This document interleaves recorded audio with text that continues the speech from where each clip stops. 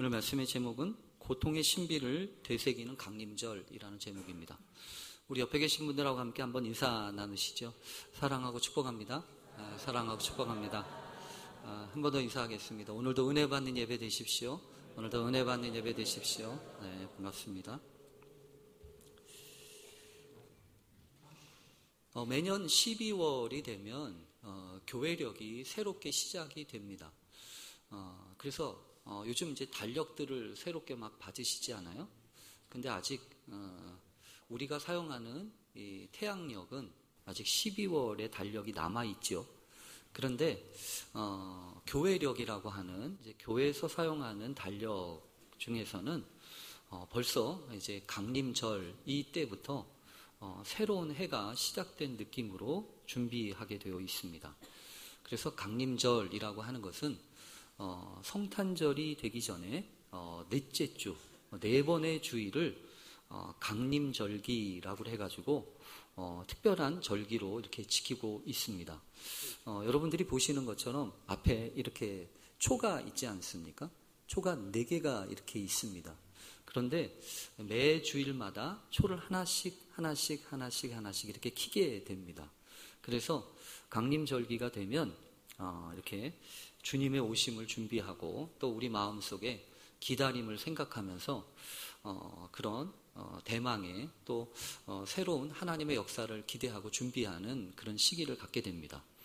혹시 어느 분들이 물으실까봐 그건 좀 가르쳐 드리는 게 좋을 것 같아요. 강림절이라고 하기도 하고 대강절이라고도 할 수 있습니다. 그런데 간혹 보면 강림절하고 대강절하고 뭐 그게 그건가? 이렇게 생각이 될 수도 있는데 초점이 조금 다른 얘기입니다. 대강절이라고 일컬어지고 대림절이라고 하는 거는 내릴 강자에 임할 임자를 쓰거든요. 그리고 대자는 기대할 대자를 쓰거든요. 그러니까 이제 대강절 하면은 내리는 것을 기대하는 그런 절기가 대강절이라는 의미이고요. 강림절은 내려서 임한다라고 할 때 강림절입니다. 뭐 그게 그거지요 라고 생각할 수 있을지 모르지만 방향이 조금 틀린 거예요. 예를 들어서 대강절이라고 하는 거는 우리의 입장에서 무언가를 기다리는 거에 초점이 있는 거고, 강림절이라고 하는 거는 위에서 하나님이 임하시는 그 현신의 그게 초점이 더 있는 겁니다. 근데 감리교회는 강림절이라고 합니다. 그런데 강림절이 됐든 뭐가 됐든 한 가지 분명한 것은 기다린다는 겁니다. 주님의 오심, 주님의 나심을 기다리는 것, 절기가 바로 이 강림절기입니다. 특별히 이 연말을 분주하고 또 여러 가지 복잡한데 교회를 다니시는 분들은 이 교회력을 생각하면서 기다림을 배우는 중요한 절기로 이 강림절을 지킬 수 있다고 하는 것 자체가 상당히 의미가 있습니다. 왜냐하면 요즘에는요 뭐든지 다 빨리빨리 아닙니까? 그래서 속도가 경쟁력입니다. 그래서 어떻게 보면 주문한 것도 빨리빨리 나와야 합니다. 그리고 뭐든지 그렇죠. 살도 빨리빨리 빼야 합니다. 언제 쪘는지는 모르지만 살도 빨리빨리 빼야 직성이 풀리죠. 그런 것들이 사실은 교회 신앙에도 이렇게 들어와 있습니다. 그래서 기도를 할 때도 그렇게 기도한다면서요. 요즘에는 하나님 인내를 주시옵소서, 당장 주시옵소서 이렇게 이야기를 한대요. 인내를 달라고 하면서도 하나님 앞에 인내를 구하면서도 당장 달라고 이야기를 하는 시대가 바로 오늘날과 같은 그런 시대라고 하죠. 그래서 어떻게 보면 오늘 우리 시대의 가장 큰 위기는 다른 게 아닙니다. 이 속도에 사로잡히는 겁니다. 그냥 빨리빨리 정신없이. 그런데 여러분, 모든 관계들을 비롯해서 중요한 일들을 잘 보면 다 기다리는 것부터 시작됩니다. 관계가 성숙해지고 또 관계가 풍성해지려면 반드시 기다림이라고 하는 과정을 거쳐야만 합니다. 아이가 태어날 때도 여러분 그렇지요. 아이가 태어날 때도 그냥 쑥하니 태어나는 것도 감사한 일이지만 이 기다리면서 준비하면서 그 아이를 맞이할 준비를 하고 또 그 아이를 얻게 됐을 때 참으로 우리에게 소망이 되지 않습니까? 그래서 이 기다림이라고 하는 것은요, 조급한 마음을 다스리고 또 이 기다리면서 사실은 상대방을 위하여서 내 자신을 준비하는 상당히 중요한 그런 시간이라는 겁니다. 그러니까 여러분, 기다린다고 하는 것이 버려지는 시간이 절대로 아닙니다. 우리가 다듬어지는 시간이 기다리는 시간입니다. 그래서 아이들이 성장하면서 반드시 배워야 하는 것은, 성숙하면서 반드시 배워야 하는 것은 기다리는 것을 배워야 합니다. 애들은 그러죠. 당장 달라고 그러죠. 기다릴 줄 모르지 않습니까? 그래서 가끔 마트나 이런 데 데리고 가면 그 길바닥에 누워가지고 당장 사달라고 이렇게 떼를 쓰는 아이들이 있지 않습니까? 그 아이들이 성숙해지는 것은 다른 게 아니에요. 기다림을 배우는 거예요. 기다림을 배우기 시작하면서부터 그의 내면이 성숙하고 또 자신의 연약함과 부족함이 보충되어지는 겁니다. 그래서 여러분, 성경에도 분명히 그랬습니다. 이사야서 같은 데는요, 이렇게 말씀하세요. 여호와께서 기다리시나니 이는 너희에게 은혜를 베풀려 하시며 일어나시리니 이는 너희를 긍휼히 여기려 하심이라. 대저 여호와는 공의의 하나님이시니라. 무릇 그를 기다리는 자는 복이 있도다. 그를 기다리는 자들이 복이 있다는 거예요. 그래서 여러분, 언제나 그렇습니다. 하나님 앞에 기다림을 배우는 절기 상당히 중요합니다. 저는 그 강림절기가 되면 옛날에 저에게 있었던 이 사건들이 좀 생각이 납니다. 여러분들이 아시는 것처럼 제가 늘 그 연약해서 지금도 그렇지만 옛날에는 더 많이 자주 아팠습니다. 옛날에는 약이 없어가지고 그냥 아프면 대책이 없었거든요. 그래서 지금도 생각해 보면 중고등학교 시절에 보통 한 달에 한 일주일 정도는 학교를 안 가고 그냥 집에서 이렇게 쉬었던 것 같아요. 근데 여러분, 한참 성장하고 자랄 때 학교를 안 간다고 하는 게 처음에는 좋아요. 처음엔 아주 기분이 좋습니다.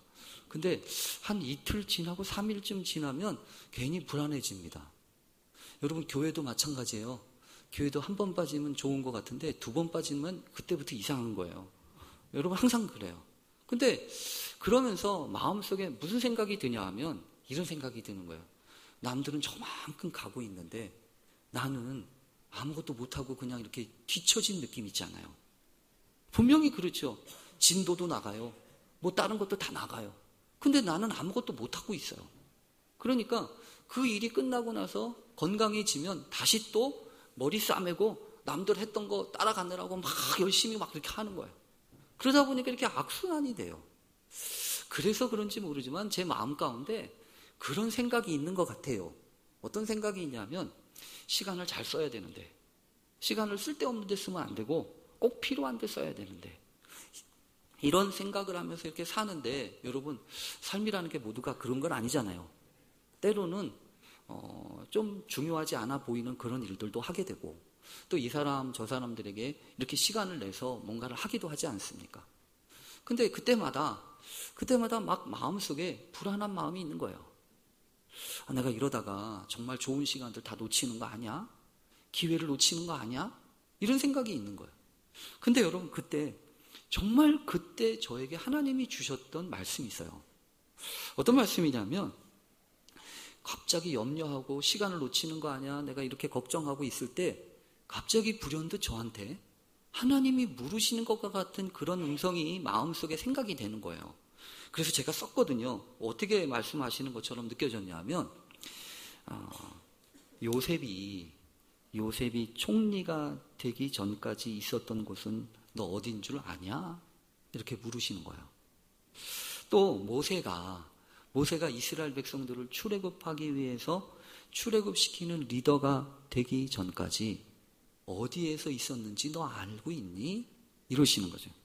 또 다윗이 하나님의 마음에 합한 사람이 되기 위하여 전전했던 곳은 너 어딘 줄 알고 있냐? 제자들이 다녔던 학교와 가지고 있던 학위 너 기억하냐? 이렇게 물으셔요. 여러분, 곰곰이 생각해 보세요. 요셉이 총리 되기 전까지 어디 있었습니까? 다른 데 있는 게 아니고 감옥에 있지 않았습니까? 또 모세가 출애굽의 리더가 되기 전에 그 광야에서 푹 썩고 있지 않았습니까? 다윗이 여러분 하나님의 마음에 합한 사람 되기 전에 여러분 아시는 것처럼 사울에게 도망 다니느라고 정신없이 피하고 있지 않았습니까? 그러니까 여러분 그런 것 같은 거예요. 막장 인생처럼 굴러갔던 감옥에서 다른 사람 뒤치닥거리나 했던 요셉. 그 요셉을 하나님이 때가 됐을 때 총리로 쓰실 거 아닙니까? 또 모든 사람 다 잊어버리고 이제 옛날에 실패했던 것 때문에 가슴이 새카맣게 타가지고 자신감이라고 하는 거는 쥐꼬리만큼도 찾아볼 수 없을 만큼 두려워가지고 벌벌 떨고 있어서 장인의 어떻게 보면 처가살이 하면서 하고 살고 있었던 그 도망자 모세, 굴이나 전전하면서 겨우겨우 살기 위해서 거짓으로 침까지 질질 흘리면서 구차하게 목숨을 이어가고 있었던 다윗, 학교는 고사하고 학이라고는 달랑 물고기 잡는 것, 그것이 전부였던 베드로. 여러분, 이런 사람들이 믿음의 주인공이 된 이유는 그들이 가지고 있던 능력 때문이 아니었습니다.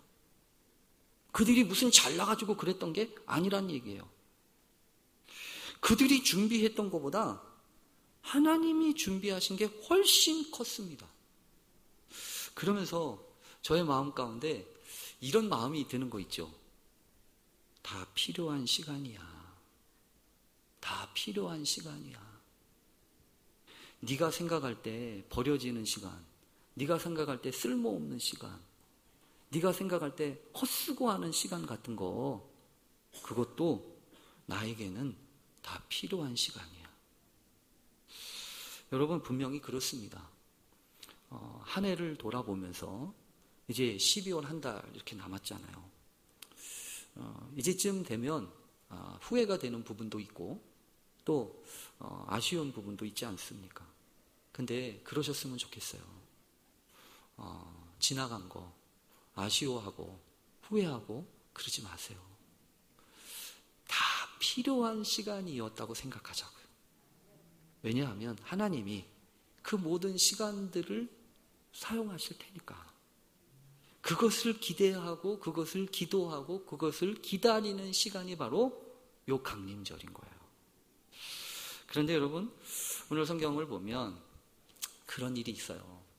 예수님이 십자가형이 결정이 되고 난 다음에 그 강림절이어서 이제 말씀을 봐야 되는데 오늘부터 시작되어서 이렇게 쭉 나오는 말씀이 이 강림절 예수님이 아기로 오신 그 탄생하는 절기에 딱 맞는 말씀이 아닌 거예요. 요즘 맞는 말씀은 어떤 말씀이냐면 여러분 아시는 것처럼 예수님이 오시는 그 탄생에 대한 성탄에 대한 이야기가 말씀을 좀 나누면 좋겠는데 대단히 유감스럽게도 예수님의 탄생하는 관련된 말씀이 아니라 오늘도 당장 그렇지 않습니까? 오늘도 당장 예수님의 십자가형이 결정되고 난 다음에 그분이 제일 먼저 받아야 했던 것은 뭐냐 하면 채찍질이었습니다. 채찍질. 그리고 로마의 채찍은요 일반적인 채찍하고는 좀 달라요. 어떤 채찍이냐면 이런 채찍 끝에다가 그 중간에다가 날카로운 뼈 조각이나 아니면 이렇게 셋못 같은 걸 이렇게 달아놔가지고 여러분 그러니까 채찍이 한번 이렇게 쫙 때리면 그 채찍이 얼마나 아프겠어요. 그 쇳덩어리나 그 뼈 조각 같은 것들이 이렇게 움켜쥐어가지고 이 채찍 자국만 남는 게 아니고 이 살점이 뜯겨나가는 거예요. 살점이 뜯겨나가지고 그냥 이렇게 푹푹 파이고 찢겨지는 그런 일이 바로 이 로마의 채찍이라는 거예요. 그러니까 그 채찍을 맞으면서 오늘부터 이제 본격적으로 예수님이 십자가형을 지게 되는 그런 일이 오늘 성경 우리가 이제 살펴볼 말씀인 거예요. 그러니까 이번에도 종쳤네. 어떻게 하면 또 이 분위기를 이어갈 수 있을까 이런 생각을 하다가 하나님이 갑자기 그런 마음을 주시는 거예요. 그래. 강림절이잖아요. 강림절. 예수님이 오신 절기 아니에요. 예수님이 오신 절기인데 그 오신 절기가 가장 잘 드러나고 있는 것이 뭐냐 하면 고난의 현장이에요. 고통의 현장이라고요. 예수님이 오신 그 모든 현장 속에는 다 뭐가 있냐면 고통이 있어요. 그래서 여러분, 우리가 잠깐 생각해 보면 예수님의 그 탄생을 이야기했던 마리아와 요셉한테 그 소식을 전했던 천사도 사실은 소식을 전하면서 어떻게 이야기합니까? 여러분, 성경에 보면 마태복음 1장에 보면 이러지요. 마리아와 정혼한 요셉이 정혼하고 동거하기 전에 이 아내 될 약혼자에게 성령으로 잉태한 것이 나타나서, 여러분, 그게 무슨 소리냐면 배가 불러오기 시작을 했다는 거예요. 결혼은 아직 안 하고 약혼은 했는데 배가 불러오기 시작을 해가지고, 여러분 생각해 보십시오. 사랑하는 아내 될 사람하고 결혼을 했는데, 이제 결혼하려고 하는데 같이 살지도 않았는데 이 사람이 배가 불러와요. 이거 여러분 보통 문제 아니잖아요. 심각한 문제잖아요.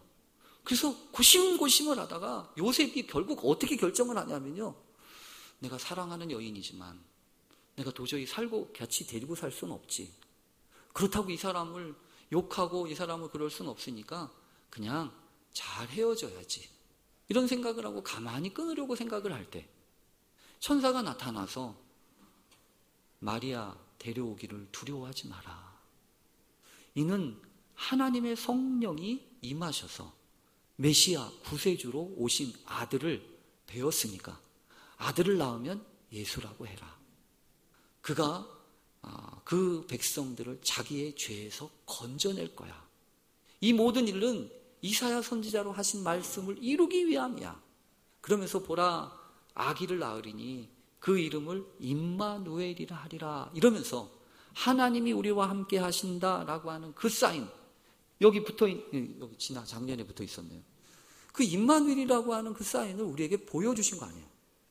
그러니까 여러분, 임마누엘, 하나님이 함께 하신다고 하는 그 놀라운 사인은 뭐냐 하면 다른 게 아니에요. 고난 속에, 고통 속에 함께 하시는 그 주님의 모습이에요. 그러니까 예수님이 어디 오시는 겁니까? 고난의 현장 속에 오시는 거예요. 내 고통 속에 오시는 거예요. 그런데 오늘 성경에 보면 이 고통이라고 하는 것이 무엇인지를 알 수 있어요. 여러분, 사실 성경에 보면 예수님이 지금 재판을 받으시고 사형, 언도를 받으셨잖아요. 그러면 여러분, 아무리 망나니 같은 그런 일을 했다고 할지라도 어떻게 해야 정상이냐면요, 언도를 딱 내리면 뭐 구속하는 거야 그냥 바로 구속하면 돼요. 근데 적어도 사형하는 거는 여러분 어떻게 해야 합니까? 조금 이따가 해야 되는 거 아니에요? 조금 여유를 둬야 되는 거 아니에요? 근데 예수님의 사형은 어떻게 한 겁니까? 너 사형 딱 내리고 그 다음에 바로 데리고 가서 사형을 시작한 거예요. 여러분, 어디 그럴 수가 있습니까? 고통이에요. 고통이라고 하는 것은 이런 측면이 있다는 거예요. 만약에 고통이라고 하는 것이 우리에게 다가오잖아요. 만약에 고통의 수레바퀴가 돌아가고 우리가 어떤 고통 속에, 고난 속에 빠져들잖아요. 그러면 반드시 나타나는 게 하나 있습니다. 그게 뭐냐면 시간이 없어져 버려요. 타임이 사라진다고요. 시간이라고 하는 것이 때가 없어진다는 거예요. 돌이킬 수 있는 때가 없어지고요. 그러니까 여유가 없어요. 그게 고통이에요. 고통이 오면 왜 부산해지는지 아십니까? 시간을 빼앗기기 때문에 그래요. 거기에 자꾸 신경을 쓰다 보니까 시간을 제대로 못 써요. 그리고 이제는 어떻게 할 수가 없어요. 떠밀려 다니는 게 그게 고통이에요. 그게 고난이라고요. 그리고 여러분, 오늘 성경에 보면 그렇게 흠씬 두들겨 맞고 피투성이가 된 채 이 군인들에게 이끌려간 다음에 오늘 성경에 보면 어떻게 하는지 아십니까? 옷을 확 벗겨버려요. 여러분, 사실 옷이라고 하는 것은 그동안 자기 자신이 해와서 입었던 자기를 가꾸는 가장 기본적인 양식 아닙니까? 그래도 자기를 감추기도 하고 자기를 보호하기도 하고 자기를 표현하는 그게 제 기본적인 거예요. 근데 그것을 자기 스스로 벗는 게 아니고 남이 벗겨버려요. 그러면 여러분, 그거 얼마나 상실감이 많겠어요. 얼마나 상실감이 많겠냐고. 물론 시간이 돼서 퇴직하면 되죠. 근데 너 옷 벗어. 이러고서 명태를 시켜보세요. 그럼 그 사람의 마음이 제대로 되겠냐고요. 남자 같은 경우에 얼마나 마음이 아프겠어요. 얼마나 괴롭겠냐고. 지금 예수님이 그 꼴인 거예요. 옷을 확 벗겨버려가지고 부끄럽게 하고 그것으로 그치지 않고 홍포를 입혀버려요. 홍포를 입혀가지고, 홍포라고 하는 것은 여러분 자주 색깔이 나는 옷입니다. 자주 색깔이 나는 그 갑옷처럼 생긴 덧바 이런 거예요. 왜 자주 색깔 옷이냐면 놀리려고, 조롱하려고. 임금들이 마치 여러분 벨벳 같은 거 있잖아요. 그 예전에 천 같은 거. 그거를 입혀놓고 유대인의 왕이여 평안하소서 한참 조롱하고 있는 겁니다. 여러분 그런 게 다 뭐냐 하면 고통이에요. 그런 게 다 괴로운 거라고요. 내가 입고 싶지 않은 옷을 내가 입어야 돼요. 그리고 내가 입고 있던 옷을 벗어야 돼요. 그리고 머리에는 가시관도 써요. 그리고 쓸데없이 그 지팡이 같이 갈대를 쥐어줘요. 모양은 그럴듯한데 형식은 껍데기만 남아있는 거. 그게 고통 아니겠습니까? 여러분 오늘 성경을 보면서 그 생각이 나는 거야. 아, 이제부터 고통의 시작이구나. 사실 여러분 성경을 보면서 우리가 알게 되는 게 있습니다. 뭐냐 하면 이 고난의 문제입니다. 고통의 문제예요. 괴로움은, 고통은 어디나 있습니다. 고통으로부터 자유로운 사람은 아무도 없습니다. 어느 분이 이런 글을 썼더라고요. 고통은 피할 길이 없는 데다가 질리도록 광범위한 그늘을 들이우기 십상이다. 그래서 1시간 동안 예배를 드린다면 그 사이에 세상에서는요 5명의 어린이들이 학대와 폭력에 시달리다 죽어간대요. 그게 통계예요. 만약에 하루 종일이라고 한다면 그 사이에 험한 일을 당해서 목숨을 잃게 되는 아이들이 100명을 웃돈다는 얘기입니다. 그러니까 우리가 사는 세상에서는 고통이나 괴로움 같은 거는 일상이 되어버렸어요. 어디든지 다 고통투성이에요. 고난투성이라고요. 그래서 어떤 경우에는 고난을 너무 쉽게 얘기합니다. 그런데 여러분, 고통의 문제는 함부로 이야기해서는 안 됩니다. 고통 문제만큼은 함부로 이야기할 수 없습니다. 저는 여지껏 그런 생각을 했습니다. 내가 그래도 많이 아팠으니까, 그래도 딴 사람들보다는 아픈 거에 대해서는 이골이 났으니까 그래도 아픈 사람들의 마음을 잘 헤아릴 수 있겠지. 근데요, 제가 이번에 회개하는 마음을 갖게 돼요. 그게 아니더라고요. 아픈 사람 마음은 아픈 사람이 알아본다고 하지만 꼭 그것도 아니구나 라는 생각이 들어요. 왜냐하면 고통이라고 하는 것은 내가 당했던 고통과 이 사람이 당했던 고통이 똑같다고 그래가지고 이게 같은 게 아니에요. 절대로 같은 게 아니라고요. 고통이라고 하는 건 고통의 수만큼, 아픔의 수만큼 다른 고통들이 있는 거예요. 어떻게 알겠습니까? 아는 척할 뿐이죠. 실제로 여러분, 그래서 아픈 사람, 다른 사람의 마음을 헤아린다고 하는 것처럼 이게 어려운 일이 없어요. 웬만하면 익숙해질 법도 안 돼. 이골이 날 법도 안 돼. 고통만큼은 그거 쉽게 허락하는 것 같지 않습니다. 그래서 여러분, 이 고통 조심해야 합니다. 그런데 여러분, 성경을 보면 누가 고통을 좋아하겠습니까? 그래서 힘들기 때문이죠. 견디기 힘들고요, 참기 힘들고요, 이겨내기 힘듭니다. 그래서 대개의 경우에는요, 고통이 찾아오지 않기를 바랍니다. 고통을 좀 피해갔으면 하는 생각이 있습니다. 오더라도 잠깐 왔다가 빨리 가면 좋겠다라고 얘기하지 않습니까? 더군다나 여러분, 선한 사람들에게 찾아오는 고통의 문제는 우리를 참 힘들게 합니다.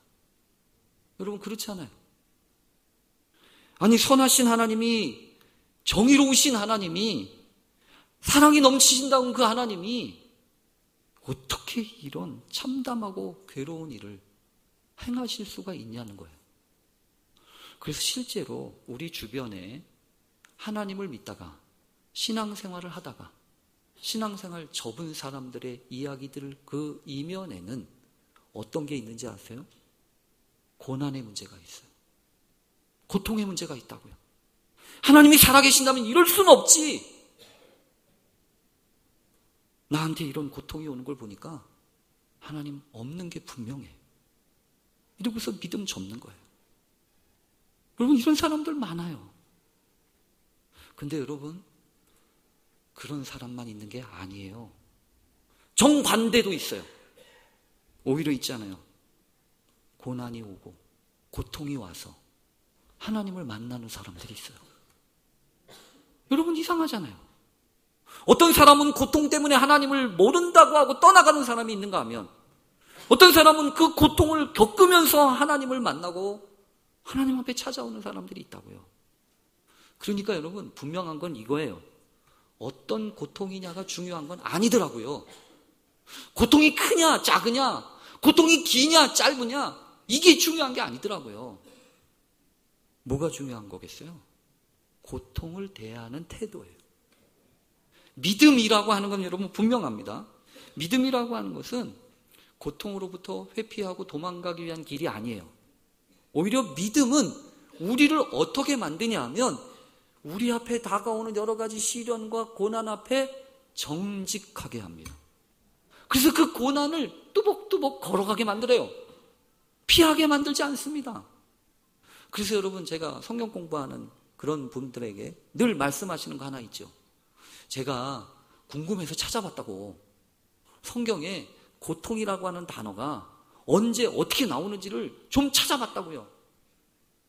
왜 그러냐 하면 제가 너무 아팠거든요. 너무 고통스러웠거든요. 그래서 눈 씻고 찾아봤어요. 정말 찾아봤어요. 도대체 하나님이 고통을 언제 만드셨고 언제 주셨나.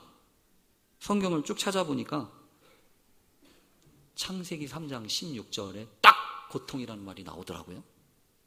거기에 나오는 고통이 여러분, 제가 자주 설교하면서 썼던 말이잖아요.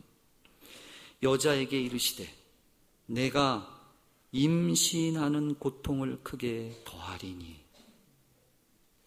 여러분, 하나님이 범죄하고 잘못한 죄를 저지른 아담과 하와, 그들에게 죄의 삭신 사망과 함께 고통을 주셔야만 했어요. 그런데 그 하나님은 아담 하와에게 고통을 주시기 전에 고민하셨어요. 도대체 어떤 고통을 주어야 되는가. 그래서 고통이라도 그냥 쓸데없는 고통 말고 어떤 고통을 주신 거예요? 잉태하는 고통을 주신 거예요. 저는 이 말씀을 발견하고서요, 가슴이 뛰었어요. 머리가 쭈삣쭈삣 섰어요. 아, 고통도 하나님은 그냥 아무 의미 없이 주시는 게 아니구나. 여러분, 잉태 여성분들 해보셨잖아요? 여성분들 해보셨잖아요. 어느 날 갑자기 속이 미식거려요. 어떤 분은 10달 내내 꼼짝없이 누워서 계시는 분도 계세요. 근데 여러분, 그렇게 아프고 괴로우면 그냥 끝입니까? 아니잖아요. 그 아프고 난 다음에 10달 지나고 나면 뭐가 하나 생기는 거 아니에요. 새로운 생명이 생기는 거 아니에요. 저는 하나님이 고통을 주시면서도 어떤 고통을 주어야 제대로 된 의미인가를 생각하시고 그렇게 주셨다고 믿어요. 그러니 여러분, 우리가 분명히 기억해야 합니다. 아, 고난의 현장 속에서도 하나님은 우리를 그냥 내버려 두시는 게 아니야. 이 고통을 견디고 참고 기다리다 보면 하나님이 우리에게 은혜로 부어주시는 것들이 있어 라고 하는 것이 이 고통과 관련된 숨겨진 비밀이라는 거예요. 사실은 오늘 본문을 보면서 제가 그 얘기를 하고 싶었어요. 이런 고통 속에서 우리는 무엇을 해야 되는가? 어떤 걸 해야 되는가? 그래서 눈 씻고 찾아봤어요. 예수님은 이런 고통 속에서 무엇을 하셨나? 근데요, 대단히 유감스럽게 아무것도 안 하셨어요. 오늘 성경 눈 씻고 찾아보는데도 예수님이 뭘 했다는 얘기가 없어요. 그래서 오늘 사실은요, 우리 고통이 오면 아무것도 하지 맙시다, 이 얘기를 하려고 그랬어요. 근데요, 오늘 본문을 보면서 제가 그러셨구나 라고 하는 생각이 든 게 하나 있어요. 기다리셨어요. 고난의 현장 속에서 주님은 뛰쳐나가거나 고난을 회피하거나 나한테 왜 이런 일을 하냐고 따지지 않으셨어요. 오히려 채찍 다 받으셨어요. 옷 벗김 다 당하셨어요. 희롱, 조롱 다 받으셨어요. 여러분, 뭐 하는 것이요? 그 고통을 지나가고 있는 거예요. 그 고통을 끝나기를 기다리고 있는 거예요. 그래서 오늘 성경에는 이렇게 됩니다. 희롱을 다한 후 홍포를 벗기고 도로 그의 옷을 입혀 십자가에 못 박으려고 끌고 나가니라. 여러분, 고난의 현장에서는 이렇게 생각하기 쉽습니다. 이거 언제 끝나나? 이거 끝이 없을 것 같아.